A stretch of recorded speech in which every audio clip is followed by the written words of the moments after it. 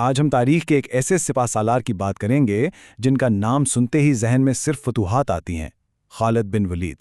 ذرا سوچئے، یہ الفاظ اس شخص کے ہیں جس نے اپنی زندگی میں ایک بھی جنگ نہیں ہاری۔ یہ ان کی زندگی کا سب سے بڑا تضاد تھا کہ میدان جنگ کا شیر بستر پر اپنی آخری سانسیں لے رہا تھا۔ تو سوال یہ پیدا ہوتا ہے کہ آخر ایسا کیوں ہوا؟ اس کے پیچھے کیا راز تھا؟ آئیے آج اسی کہانی کی گہرائی میں اترتے ہیں۔ خالد کی کہانی کا آغاز مکہ سے ہوتا ہے، لیکن ویسے نہیں جیسا شاید بہت سے لوگ سوچتے ہوں۔ اسلام کے سب سے عظیم سپہ سالار بننے سے پہلے وہ اسلام کے سب سے بڑے مخالفین میں سے ایک تھے۔ دیکھیے، خالد کی پرورش بالکل شہزادوں جیسی ہوئی۔ ان کا تعلق مکہ کے طاقتور ترین قبیلے بنو مخزوم سے تھا، جن کے ذمے شہر کے فوجی معاملات تھے۔ تو ظاہر ہے خالد کو بچپن سے ہی بہترین جنگی تربیت دی گئی اور وہ اسلام کے سخت ترین مخالف کے طور پر بڑے ہوئے۔ اور ان کی اسی فوجی ذہانت کا پہلا بڑا مظاہرہ مسلمانوں کے خلاف جنگ احد میں دیکھنے کو ملا۔ یہاں ان کی ذہانت واقعی کمال کی تھی۔ انہوں نے دیکھا کہ پہاڑی پر تیر انداز تعینات ہیں۔ انہوں نے جلد بازی نہیں کی، بلکہ صبر سے صحیح وقت کا انتظار کیا۔ جیسے ہی مسلمان تیر اندازوں نے اپنی پوزیشن چھوڑی، خالد نے پیچھے سے حملہ کر کے پوری جنگ کا نقشہ ہی بدل دیا۔ لیکن قسمت کو کچھ اور ہی منظور تھا۔ جنگ احد کا یہی فاتح اب اسی دین کی طرف کھنچنے والا تھا جس سے وہ لڑ رہا تھا۔ اچھا، ان کے دل کی یہ تبدیلی اچانک نہیں ہوئی۔ اس کی کئی وجوہات تھیں۔ وہ پیغمبر اسلام کی فوجی حکمت عملی سے بہت متاثر تھے۔ وہ سب کے سامنے کہنے لگے تھے کہ محمد صلی اللہ علیہ وسلم کوئی عام انسان نہیں ہے، اور پھر جب انہیں یہ پتا چلا کہ پیغمبر اسلام نے خود ان کے بارے میں پوچھا ہے تو اس بات نے ان پر گہرا اثر ڈالا۔ اور پھر وہ وقت آیا جب خالد نے سب کی مخالفت کے باوجود مکہ چھوڑا اور اسلام قبول کرنے کے لیے سیدھا مدینہ کا رخ کیا۔ بس یہاں سے خالد کی زندگی کا وہ دور شروع ہوتا ہے جس کی وجہ سے آج دنیا انہیں جانتی ہے۔ وہ دور جب انہیں سیف اللہ کا لقب ملا۔ اسلام قبول کرنے کے فوراً بعد وہ ایک عام سپاہی بن کر جنگ موتا میں پہنچے۔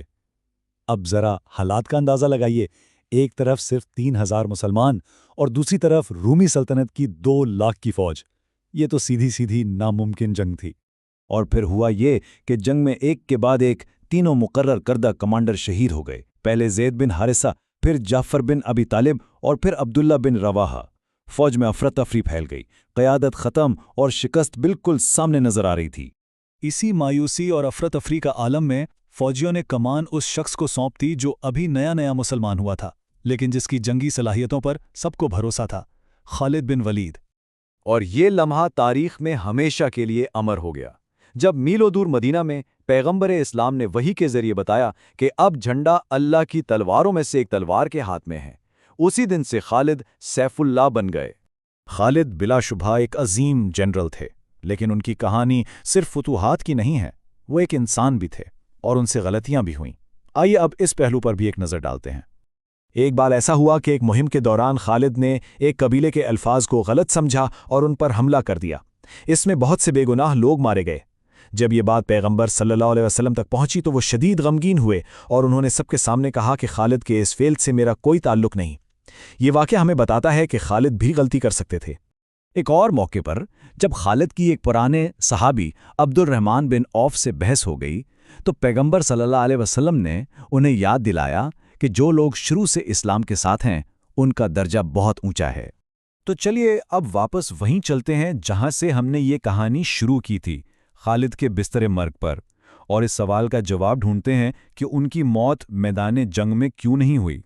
اپنے آخری دنوں میں خالد نے اپنے ایک دوست کو اپنا جسم دکھایا جو زخموں کے نشانات سے بھرا ہوا تھا۔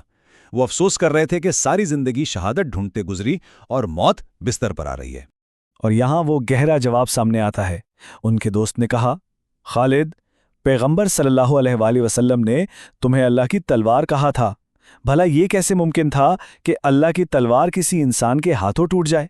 یعنی ان کی پرامن موت تو دراصل ان کے لقب کی سچائی کا ثبوت تھا۔ اور آپ کو پتہ ہے، اتنی فتوحات اور شہرت کے بعد جب ان کا انتقال ہوا تو ان کی کل جائیداد کیا تھی؟ صرف ایک گھوڑا اور چند تلواریں۔ انہوں نے اپنے لیے کوئی دولت جمع نہیں کی، جس سے یہ صاف ظاہر ہوتا ہے کہ وہ کسی ذاتی فائدے کے لیے نہیں لڑتے تھے۔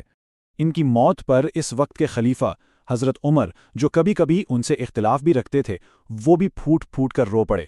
انہوں نے مدینہ کی عورتوں کو خاص طور پر خالد کے لیے ماتم کرنے کی اجازت دی، جو اس بات کا ثبوت ہے کہ خالد کی عزت اور محبت سب کے دلوں میں تھی۔ تو آخر میں خالد کی کہانی ہمیں ایک گہرے سوال پر چھوڑ جاتی ہے۔ کسی جنگجو کی عظمت کا پیمانہ کیا ہے؟ اس کی موت کا طریقہ یا اس کی زندگی گزارنے کا طریقہ؟ ان کی میراث ہمیں اس بات پر سوچنے پر مجبور کرتی ہے کہ اصل کامیابی آخر ہے کیا؟